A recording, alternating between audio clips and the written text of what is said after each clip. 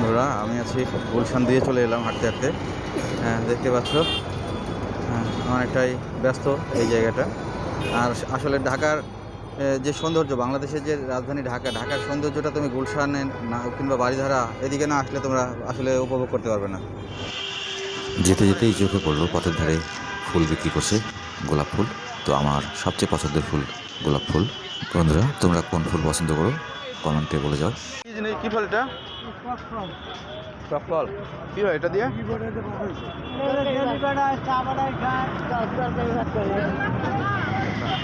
মিষ্টি কেশর যেটা বলে। আর আমলকিগুলো অনেক বড়। এই আমলকি কত করে কেজি এটা? আর যে টক ফল কত করে কেজি? টক ফল 100 না, 100 টাকা কিলো। ঠিক আছে। মিষ্টি আলু আছে এখানে, আনারস, হলুদ, কাঁচা হলুদ।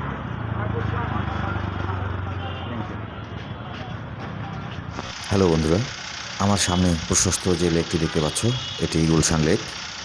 আজকে আমি আমার যাত্রা শুরু করছি গুলশান 2 থেকে। বন্ধুরা, আমি আছি ঢাকা গুলশান 2-এ। আমি হাঁটতে শুরু করেছি বনানী থেকে, যাচ্ছি গুলশান 2 হয়ে ডিপ্লোম্যাটিক এলাকায় যাব, বিভিন্ন ধরনের অ্যাম্বাসি। বন্ধুরা, মূলত আমি ইন্ডিয়ান অ্যাম্বাসিতে যাব আমার ভিসার ডকুমেন্ট জমা দেওয়ার জন্য। আর একটু পূর্ব দিকে গেলেই চোখে পড়বে এই প্রশস্ত গুলশান লেক। আর এই গুলশান লেকে যে বোটগুলো রয়েছে বন্ধুরা, এগুলো পারাপারের জন্য। এই গুলশান লেক থেকে তারা যায় রামপুরা, পুলিশ প্লাজা, বাড্ডা, কারওয়ান বাজার, এই সমস্ত এলাকায় এই বোটগুলো বন্ধুরা এই গুলশান লেক থেকে ছেড়ে যায়। গুলশান থেকে রামপুরা বোট ভ্রমণটা খুবই সুন্দর এবং শান্তিপূর্ণ অভিজ্ঞতা হতে পারে। গুলশান লেকের চারপাশের সবুজ বৃক্ষরাজি, লেকের শান্ত পানি এবং শহরের কোলাহল থেকে কিছুটা দূরে থাকার কারণে এখানে বোট ভ্রমণটা অনেকটাই জনপ্রিয়।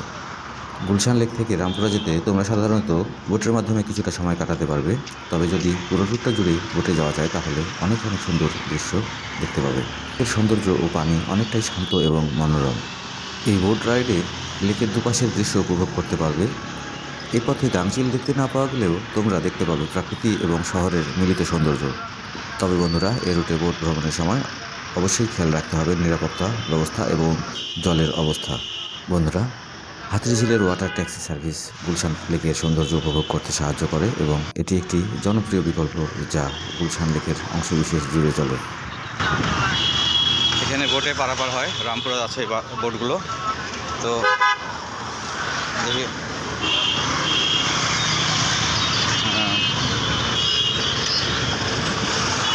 আমি প্রথমে তো ভাবছিলাম যে এগুলো ঘুরে বেড়ানোর জন্য, তো না, পরে জিজ্ঞেস করলাম, বললো যে এখানে টিকিট করে রামপুরা যাওয়ার জন্য এই বোটগুলো। আমরা বোটগুলো উঠবো এখন। আচ্ছা, আমাদেরকে বলা হয়েছে আমরা 3 নম্বরে উঠবো, আর এটা দেখতেছি 3 নম্বর। ওটা ছেড়ে দিল, আরটা চলে আসছে।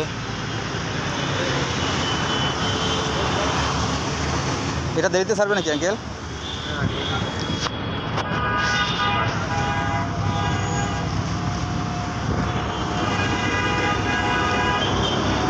রামপুরা থেকে চলে আসছে।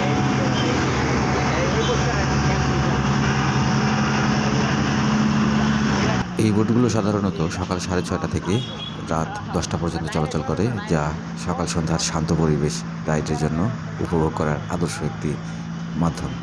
গুলশান লেকে সরাসরি বোট রাইডের জন্য সাধারণত হাতিরঝিল ওয়াটার ট্যাক্সি সার্ভিস ব্যবহার করা হয়, যা গুলশান ঘাট থেকে ছেড়ে যায় এবং পুলিশ প্লাজা, বাড্ডা, কারওয়ান বাজার পর্যন্ত যায়, যা একটি সাশ্রয়ী ও মনোরম অভিজ্ঞতা দেয়।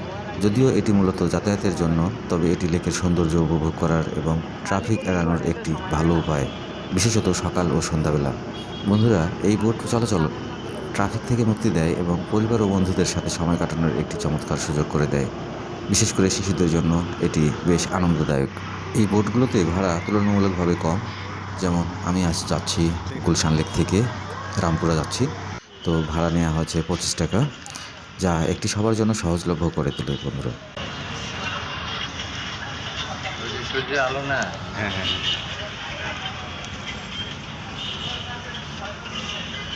আচ্ছা, বোটে উঠছে আর বোটটা তুলতেছে। গুলশান লেক পার্ক নামে একটি সুন্দর জায়গা আছে, যেখানে হাঁটা চলার জন্য ভালো একটি পরিবেশ, খেলার মাঠ এবং প্রাকৃতিক পরিবেশের উপভোগ করা যায় বন্ধুরা। এটি লেকের পাশেই অবস্থিত। এই গুলশান লেকটি গুলশান বারিধারা বাড্ডা এলাকায় সীমানায় অবস্থিত এবং এটি ঢাকার একটি অভিজাত ও সবুজ এলাকায়। সকালের শান্ত পরিবেশ অথবা সন্ধ্যার মনোরম আলোয় ওয়াটার ট্যাক্সি রাইড উপভোগ করার জন্য ভিড় এড়াতে সকালের দিকে অথবা সন্ধ্যার আগেই যাত্রা করতে পারেন।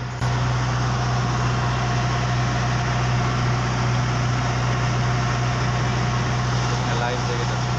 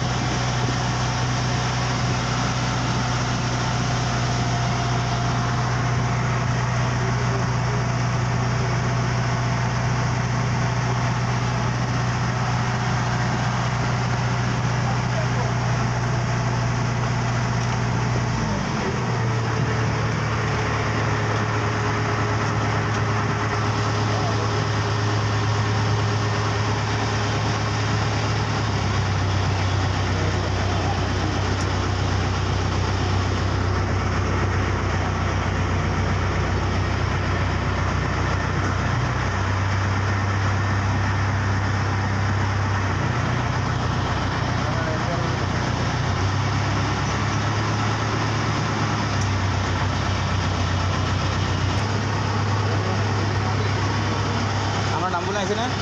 না না না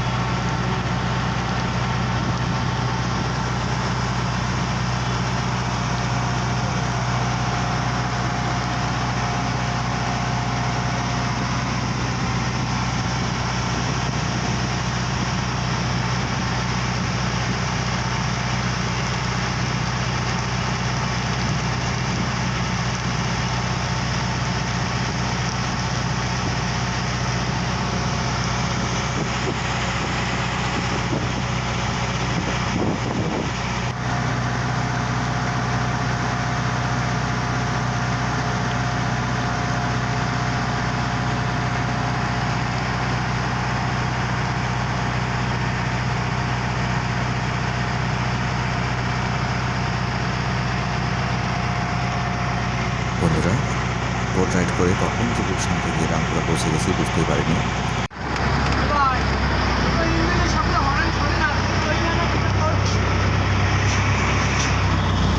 আমরা পৌঁছে গেছি, এখন নেমে যাবো।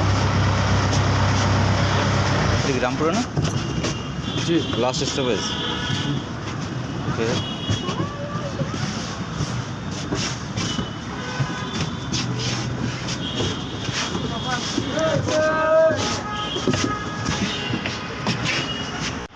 তো আমরা এই বোটে করে আসলাম আর এখন রামপুরা চলে আসছি। ভাড়া নিয়ে যাচ্ছে 25 টাকা মাত্র বোট। আর আমরা এখন চলে যাবো। দারুণ একটা বোট ট্রিপ হলো।